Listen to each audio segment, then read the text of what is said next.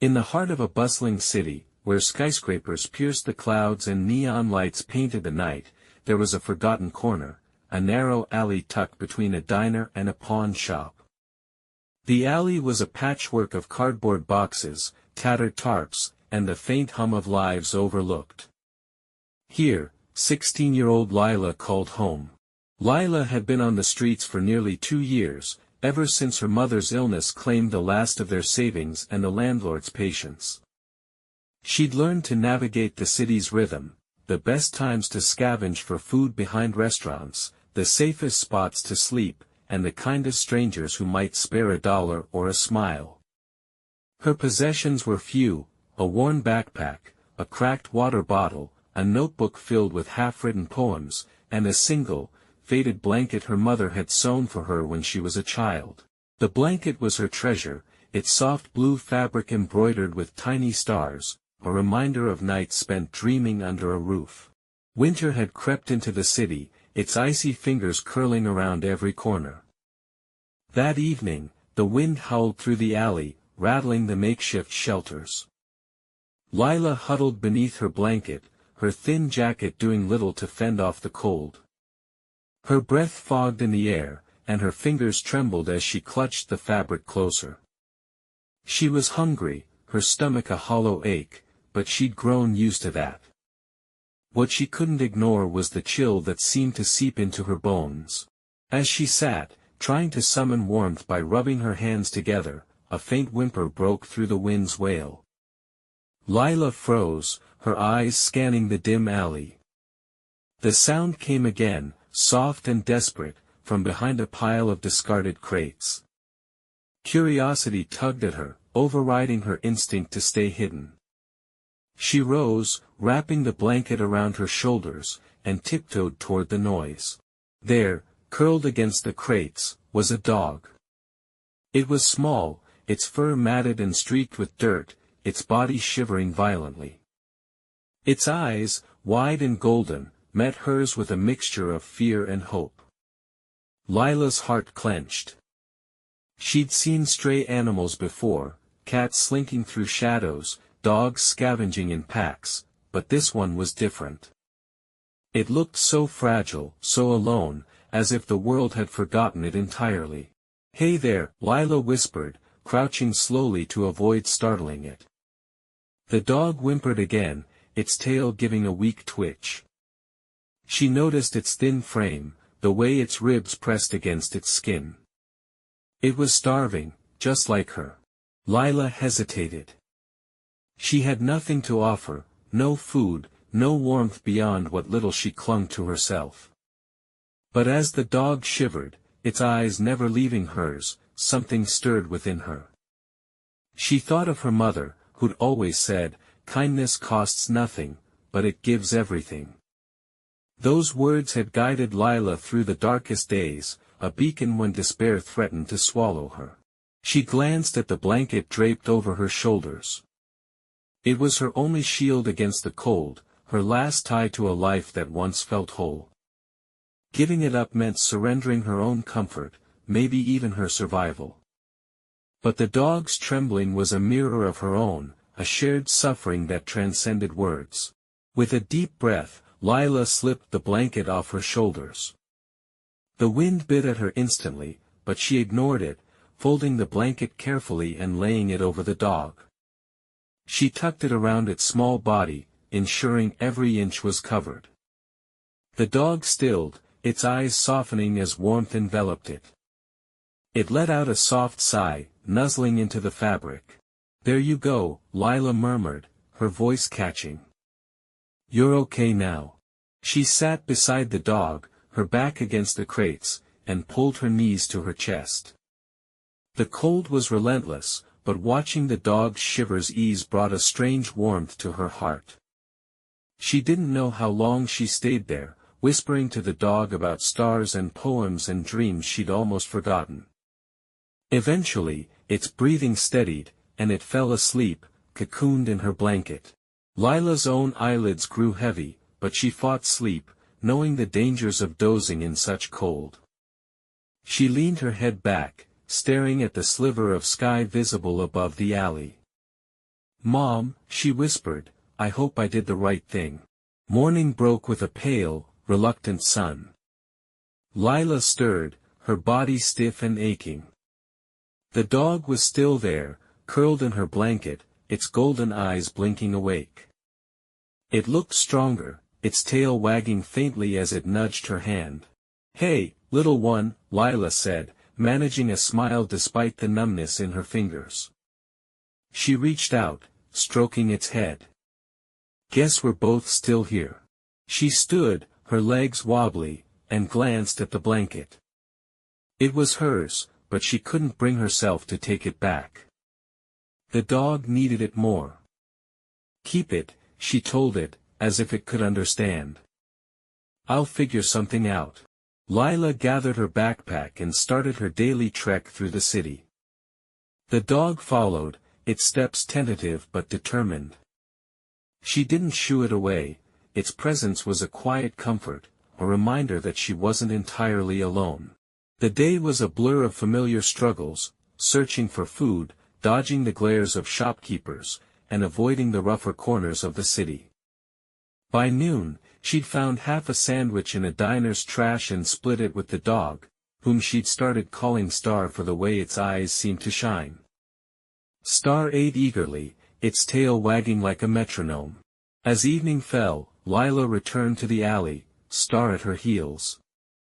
She was colder than ever without her blanket, her breaths shallow as she tried to conserve energy. She sank onto her cardboard mat, Star curling beside her, still draped in the blue fabric.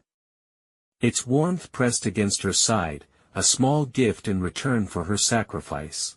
That night, the alley wasn't as quiet as usual. Footsteps echoed, deliberate and unfamiliar. Lila tensed, her hand tightening on Star's scruff. A shadow loomed at the alley's mouth, and a voice called out, soft but clear. Hello. Is anyone there?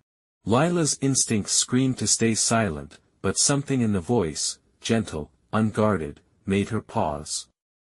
Star's ears perked, and it let out a low, curious woof. The shadow stepped closer, revealing a woman in her 40s, her coat dusted with snow. She held a flashlight, its beam sweeping the alley until it landed on Lila and Star. The woman's eyes widened, not with judgment but with concern. Oh, she said, kneeling a few feet away. I didn't expect. Are you okay? Lila swallowed, her throat dry. I'm fine, she said, though her chattering teeth betrayed her. The woman's gaze fell on Star, wrapped in the starry blanket. That's a beautiful blanket, she said. Did you give it to the dog? Lila nodded, unsure why it mattered. The woman's expression softened further, a mix of awe and sadness. That's incredible. It's freezing out here. Lila shrugged, used to deflecting pity. He needed it more. The woman introduced herself as Emma, a volunteer at a nearby community center. She'd been searching the alleys for a dog her neighbor had lost, a small, scruffy pup that matched Star's description. His name's Milo, Emma said, her voice warm. His owner's been heartbroken since he slipped out a week ago. Lila glanced at Star, Milo, her chest tightening. She'd grown attached in just a day, but she knew what it meant to lose something precious. He's safe now, she said quietly. You can take him. Emma hesitated, studying Lila. You're the one who kept him safe. That blanket, it's yours, isn't it? Lila nodded again, her fingers brushing the cardboard beneath her. It's okay. I'll manage. Emma's eyes glistened, but she didn't push. Instead, she said, Milo's owner would want to thank you. And I'd like to help, if you'll let me. Will you come with me to the center? It's warm, and there's food. Lila's first instinct was to refuse. She'd learned to distrust offers of help, they often came with strings. But Star, Milo, nudged her hand, and Emma's gaze held no trace of deceit. Maybe it was exhaustion, or maybe it was the flicker of hope she hadn't felt in years, but Lila nodded. The community center was a modest building, its walls lined with flyers and children's drawings. Inside, it smelled of coffee and fresh bread, a stark contrast to the alley's damp chill. Emma led Lila to a small office, where a man in his 60s waited, his face lighting up when he saw Milo. "My boy," he cried, dropping to his knees as Milo bounded forward, blanket and all. The man, introduced as Henry, hugged the dog tightly, tears streaming down his cheeks. "I thought I'd lost you." Lila stood awkwardly by the door, feeling like an intruder. But Henry looked up, his eyes locking onto hers. "You're the one who found him." "She did more than find him," Emma said, placing a hand on Lila's shoulder. "She gave him her only blanket to keep him warm." Henry's expression shifted, gratitude mingling with something deeper. "Young lady," he said, his voice thick, "you've given me back a piece of my heart. That dog's been my family since my wife passed." Lila shifted, unsure how to respond. "I just couldn't let him freeze." Henry stood, wiping his eyes. "You've got a rare kind of goodness. I want to repay you." Lila shook her head. "I don't need anything." But Henry insisted, and Emma chimed in, offering Lila a cot at the center for the night. Reluctantly, Lila agreed, too tired to argue. That night, she slept on a real bed for the first time in months, Milo curled at her feet, still clutching her blanket. The next morning, Lila woke to find Henry and Emma waiting for her. Henry had brought a box of clothes, coats, scarves, and boots in her size, donated from his church group. "It's not much," he said, "but it'll help." Emma had news of her own. The center was launching a youth program, offering shelter and job training to teens like Lila. "We could use someone with your heart," Emma said. "It's not charity, it's a chance to build something." Lila's eyes stung. She'd spent so long surviving, she'd forgotten what it felt like to hope. But the warmth of the center, Milo's gentle nudge, and the kindness of strangers cracked the walls she'd built around her heart. Over the weeks that followed, Lila settled into the program. She worked at the center, helping with meals and tutoring younger kids. Henry became a regular visitor, bringing Milo and stories of his late wife, who'd loved poetry just like Lila. He even helped Lila publish her poems in a local newsletter, her words reaching strangers who saw beauty in her pain. One day, as spring bloomed and the city softened, Henry arrived with a gift, a new blanket, blue and starry, just like the one she'd given away. "This one's for you," he said. "But keep sharing your warmth. The world needs it." Lila wrapped the blanket around her shoulders, feeling its weight as more than fabric. It was a reminder that kindness, even when it cost everything, could ripple outward, touching lives in ways she'd never imagined. Milo barked, his tail a blur, and Lila laughed, her heart full. She'd started with nothing but a blanket and a choice. Now, she had a family, not bound by blood, but by love. And in that forgotten alley, where a girl and a dog once shivered, hope had taken root, proving that even the smallest acts could change the world.